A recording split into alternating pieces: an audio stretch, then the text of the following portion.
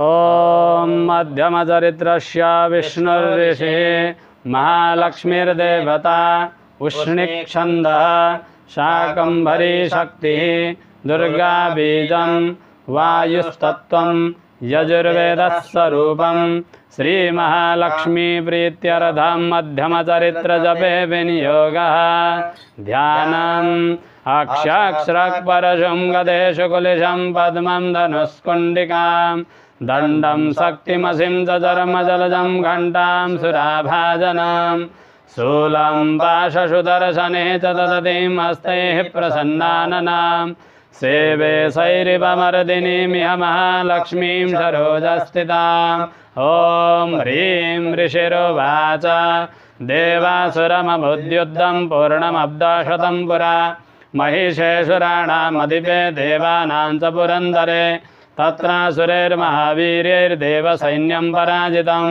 जित्वा च सकलान् देवानिन्द्रो भुन्महिषासुरः ततः पराजिता देवाः पद्मयोनिं प्रजापतिं पुरस्कृत्य गतास्तत्र यत्रेषा गरुडध्वजौ यथा वृत्तं तयोस्तद्वन्महिषासुरचेष्टितां त्रिदशाः कथयामासुरदेवाभिभवविस्तरां सूरेन्द्राग्नलिनेन्दूनां यमस्य वरुणस्य च अन्येषां चाधिकारान् स स्वयमेवाधितिष्ठति स्वर्गान्निराकृताः सर्वे तेन देवगणा भुवि विचरन्ति यथा मर्त्या महिषेण दुरात्मना एतद्वा कथितं सर्वममरारिविचेष्टितां शरणं वः प्रपन्ना स्म वदस्तस्य विचिन्तताम् इत्थं निशम्य देवानां वचांसि मधुसूदना चकार कोपं सम्भुश्च भ्रुकुटीकुटिलाननौ ततोऽति कोपपूर्णस्य चक्रिणो वदनात्ततः निश्चक्राम महत्तेजो ब्रह्मणः शङ्करस्य च अन्येषां चैव देवानां शक्रादीनां शरीरतः निर्गतं सुमहत्तेजस्तच्चैक्यं समगच्छत अतीव तेजसां कूटं ज्वलन्तामिव पर्वतां दादृशोस्ते सुरास्तत्र ज्वालाव्याप्तदिगन्तराम् अतुलं तत्र तत्तेजः सर्वदेवशरीरजाम् एकस्थं तदभून्नारी व्याप्तलोकत्रयं तुषा यदभूत्सामवं तेजस्तेनाजायत तन्मुखां याम्येन चाभवन् केशा बाहवो विष्णुतेजसा सौम्येन स्तनयोर्युग्मं मध्यं च इन्द्रेण चाभवात् वारुणेन च जङ्घोरो नितम्बस्तेजसा भुवः ब्रह्मणस्तेजसा पादौ तदङ्गुल्योर्कतेजसा वशोनां च कराङ्गुल्यः कौबेरेण च नासिका तस्यास्तु दन्ताः सम्भूताः प्राजापत्येन तेजसा नयनात्रितयं जज्ञे तथा पावकतेजसा भ्रुवौ च सन्धयोस्तेजस्रवणामनिलस्य च अन्येषां चैव देवानां सम्भवस्तेजसां शिवा ततः समस्तदेवानां तेजोराशि समुद्भवां तां विलोक्यमुदं प्रापुरमरामैसार्दिताः शूलं शूलाद्विनिष्कृष्य ददौ तस्यैव नागधिक् चक्रं च दत्तवान् कृष्ण समुत्पाद्य स्वचक्रतः शङ्खं च वरुणशक्तिं ददौ तस्यै हुतासनः मारुतो दत्तवां शापं बाणपूर्णे तथेषुधि वज्रमिन्द्रसमुत्पाद्य कुलिशादमराधिपः ददौ तस्यै सहस्राक्षो घण्टामैरावताद्गजात् कालदण्डाद्यमो दण्डं पाशं चाम्बुपतिर्ददौ प्रजापतिः साक्ष्यमालं ददौ ब्रह्माकमण्डलो समस्तरोमकूपेषु निजरश्मीन् दिवाकरः कालश्च दत्तवान् खड्गं तस्याः शर्म च निर्मलं क्षीरोदश्चामलं हारमजरेत तथाम्बरे चूडामणिं तथा दिव्यं कुण्डले कटकानि च अर्धचन्द्रं तथा शुभ्रं केयूरान् सर्वबाहुषो नूपुरौ विमलौ तद्वत् ग्रैवेयकमनुत्तमाम् अङ्गुलीयकरत्नानि समस्ताश्वङ्गुलीषु च विश्वकर्मा ददौ तस्यै परशुं चाति निर्मलम् अस्त्राण्यनेकरूपाणि तथा वेद्यं च दंशनम् अम्लानपङ्कजां मालां शिरस्यूरसि चापराम् अददद्दलधिस्तस्यै पङ्कजं चातिशोभनम् हिमवान् वाहनं सिंहं रत्नानि विविधानि च तदा वशून्यं सुरया पानपात्रं धनाधिपः शेषः स सर्वनागेशो महामणिविभूषितां नागहारं ददौ तस्यै दत्ते यः पृथिवीमिमाम् अन्यैरपि सुरैर्देवी भूषणैरायुधैस्तथा सम्मानिताननादोच्चैः साट्टहासं मुहुर्मुहुः तस्यानादेन घोरेण कृत्स्नमापूरितं नभः अमायताति महता प्रतिशब्दो महानभूत् चक्षुभः सकलालोकाः समुद्राश्च च कम्पिरे चचाल वसुधा चेलो सकलाश्च महीधराः जयेति देवाः समुदातामोचो सिंहवाहिनीं तुष्टुभुर्मुनयश्चैनां भक्तिनम्रात्ममूर्तयः दृष्ट्वा समस्तं संशुब्धं त्रैलोक्यममरारयः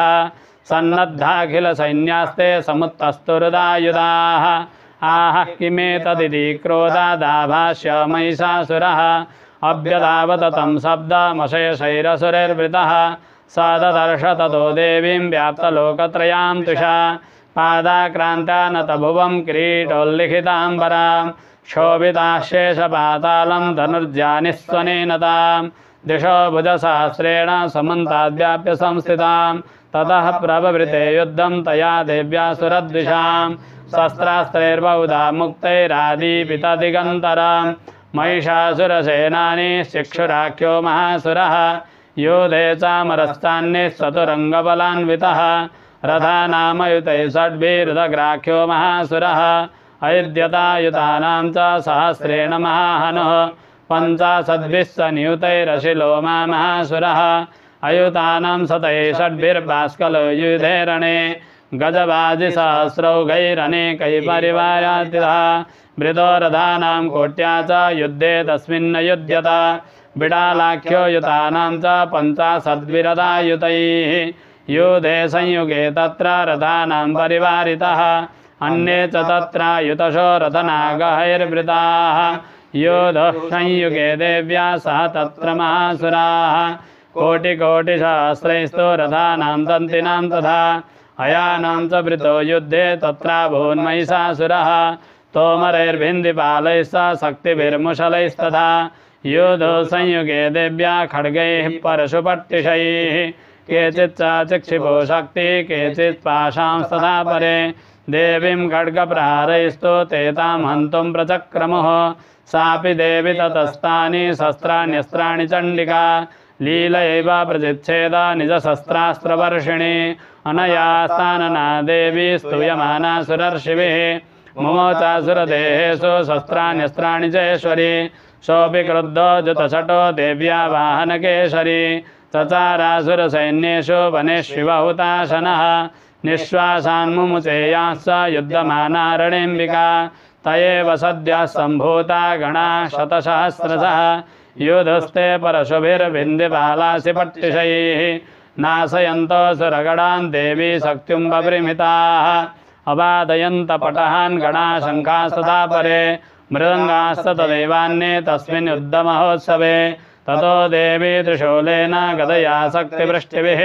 खड्गादिभिश्च शतशो निजघानमहासुरान् पातयामास चैवान्यान् घण्टास्वनविमोहितान् असुरान् भुवि पाशेन बद्ध्वा चान्यान् कर्षयात् केचिद्विधा कृता तीक्ष्णैः खड्गपातैस्तथा परे विबोधिता निपातेन गदया भुविषेरते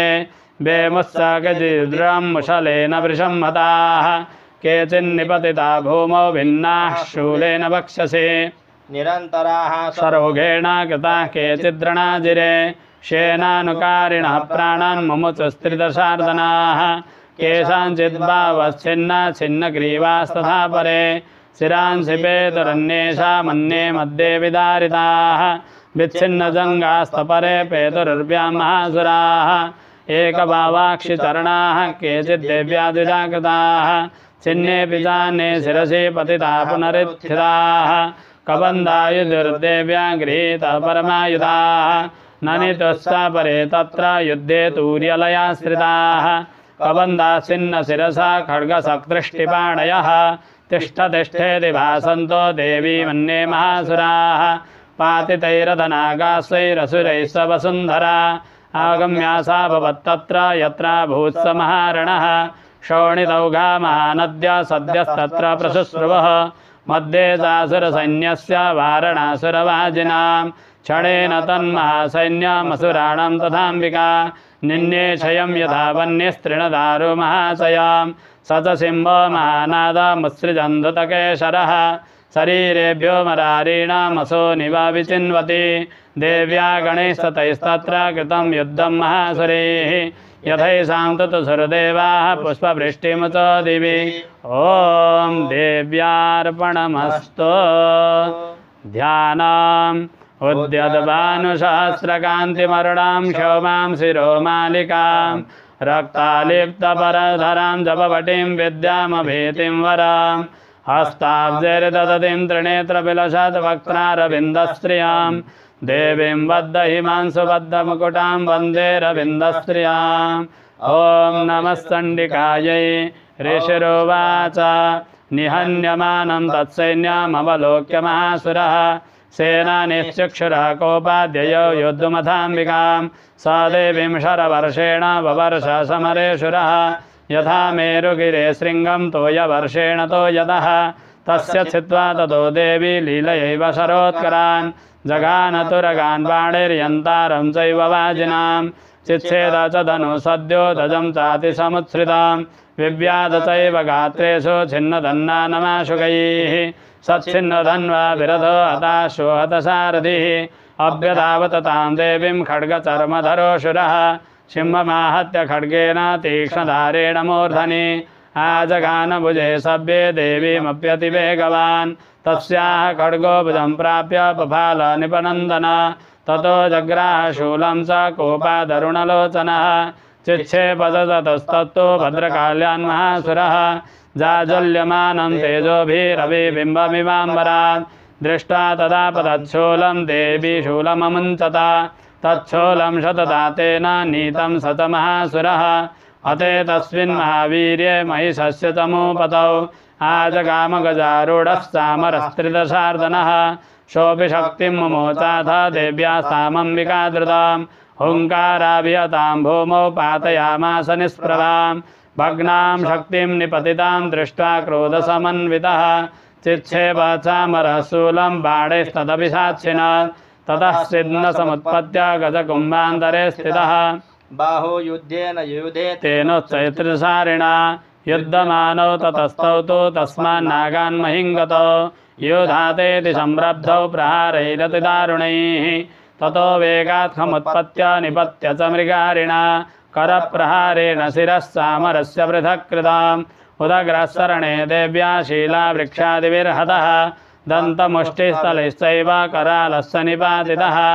देवी क्रुद्धा गदापातैः सूर्णयामास चोद्धतां वास्कलं बिन्दिपालेन बाणैस्ताम्रं तथान्धकाम् उग्रास्यमुग्रवीर्यं च तथैव च महाहनं त्रिनेत्रा च त्रिशूलेन जगान परमेश्वरी बिडालस्यासिनाकायात् पातयामास वै शिरः दुर्धरं दुर्मुखं चौभौ सरेर्निन्येयमक्षयाम् एवं संशीयमाणे तु ससैन्ये महिषासुरः माहिषेण स्वरूपेण त्रासयामास तान् गणान् कांश्चित् तुण्डप्रहारेण खुरचेपैस्तथा परान् लाङ्गूलताडितास्तान्यान् शृङ्गाभ्यां च विदारितान् वेगेन कांश्चिदपरान्नादेन भ्रमणेन च निःश्वासपवनेनान्यान् पातयामास भूतले निपात्य प्रमदानीकमभ्यधावत सोऽसुरः सिंहं हन्तुं महादेव्या कोपं चक्रे ततोऽम्बिका सोऽपि कोपान् महावीर्याक्षुरचुण्डमहीतलः शृङ्गाभ्यां पर्वतानुच्चां शिक्षेपजननिनादता वेगभ्रमणविच्छुण्णा महीतस्य व्यशीर्यत लाङ्गूलेन हतस्ताब्धिः प्लावयामास सर्वतः धृतशृङ्गविभिन्नाः खण्डं खण्डं ययुर्घनाः श्वासानिलास्ताः शतशो निपेतुर्नवशो जलाः इति क्रोधसमात्माता मापतन्तं महासुरां दृष्ट्वा सा चण्डिका कोपं तद्वदाय तदा करोत् सा क्षिप्त्वा तस्य वैपाशं तम्पबन्ध महासुरां तत्याजमाहिषं रूपं सोऽपि बद्धो महामृधे ततः सिंहो भवत्सद्यो यावत् तस्याम्बिका शिरः छिनत्ति तावत् पुरुषः खड्गपाणिरदृश्यत ततः एवासु पुरुषं देवी जिच्छेदशायकैः तं खड्गचर्मणा सार्धं ततः शोभन्महागजः करेण च महासिंहं तं च कर्षजगर्जत कर्षतस्तु करं देवी खड्गेन निरकिन्तता ततो महासुरो भूयो माहिषं वपुरा स्थितः तथैवाक्षोभयामास त्रैलोक्यं सचराचरं ततः क्रुद्धा जगन्माता स्तण्डिकातानमुत्तमां पपो पुनः पुनश्चैव जहासारुणलोचना ननार्दा चासुरासोऽपि बलवीर्यमदद्धतः विषाणाभ्यां च चिक्षेप चण्डिकां प्रतिभोधरान् सा च तान् प्रणितास्तेन चूर्णयन्ति शरोत्करैः उवाच तं मदोद्धूतमुखरागाकुलाक्षरां गर्ज गर्ज षडं मूढ मधु यावत् पिबाम्यहं मया त्वयि हतेऽत्रैव गर्जिष्यन्त्याशु देवताः ऋषिरोवाच एवमुक्ता समुत्पत्य सारूढा तं महासुरां पादेनाक्रम्य कण्ठे च शूलेनैनमताडयात् ततः सोऽपि पदाकान्तस्थया निजमुखात् ततः अर्धनिष्कान्त एवासीत् देव्या वीर्येण संवृतः अर्धनिष्कान्त एवासो युद्धमानो महासुरः तया महासिना देव्या शिरस्थित्वा निपातितः ततो हाहाकृतं सर्वं दैत्यसैन्यं ननासदात् प्रहर्षं च परं जग्मुः सकला देवतागणाः तुष्टुवस्तां सुरा देवीं महदिव्यैर्महर्षिभिः जगुर्गन्धर्वपतयो ननिदुप्ताप्सरो गणाः ॐ जगदम्बार्पणमस्तु ध्यानम् कालाभ्राभां कटाक्षैररिकुलभयदां मौलिबद्धेन्दुरेखां शङ्खं चक्रं कृपाणं त्रिशिखमपि करैरुद्धहन्तीं त्रिनेत्रां सिंहस्कन्धाधिरूढां त्रिभुवनमखिलं तेजसा पूरयन्तीं ध्याये दुर्गां जयाख्यां त्रिदश परिवृतां सेवितां सिद्धिकामयीः नमः चण्डिकायै ॐ ऋषिरोवाच शक्रादयः सुरगणा निहतेति वीर्ये तस्मिन् दुरात्मनि सुरारिबले च देव्या तां तुष्टुवः प्रणतिनम्र शिरोधरां सा वाग्भिप्रहर्षपुलकोद्गमचारुदेहाः देव्या यया तमधिमं जगदात्मशक्त्या निःशेषदेवगणशक्तिसमूहमूर्त्या तामम्बिकामखिलदेवमहर्षिपूज्यां भक्त्या नतास्म विदधातु शुभानिशानः यस्याः प्रभावमतुलं भगवानन्तो ब्रह्मा हरस्य नहि वक्तुमलं बलं च सा चण्डिकाखिलजगत्परिपालनाय नाशाय चाशुभवयस्य मतिं करोतु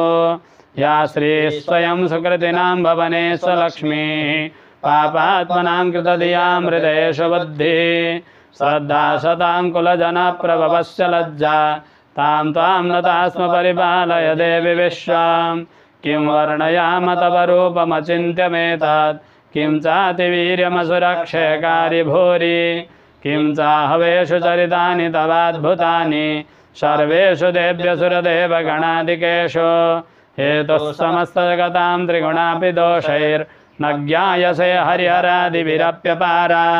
सर्वाश्रयाखिलमिदं जगदं सभूता मव्याकृता हि परमा प्रकृतिस्त्वमाद्या यस्याः समस्तसुरता समुदीरणेन तृप्तिं प्रयाति सकलेषु मखेषु देवी स्वाहा शिवै पितृगणस्य च तृप्तिहेतु रुच्चार्यसे त्वमत एव जनैः सदा च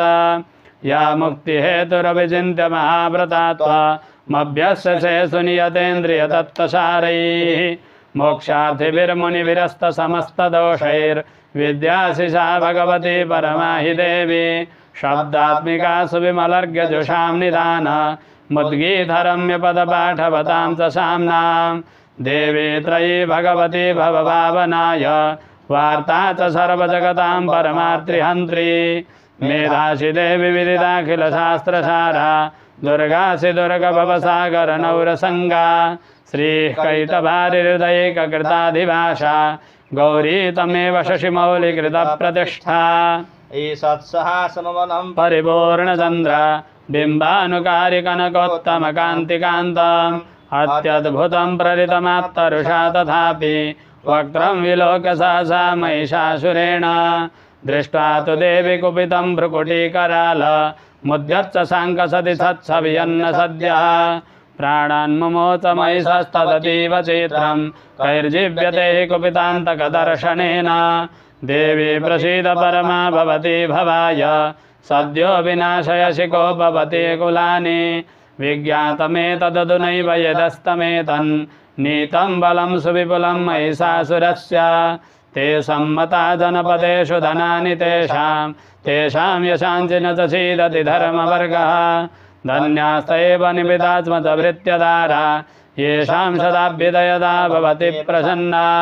धर्म्याणि देवि सकलानि सदैव कर्मान् न्यत्यादितः प्रतिदिनं सुकृती करोति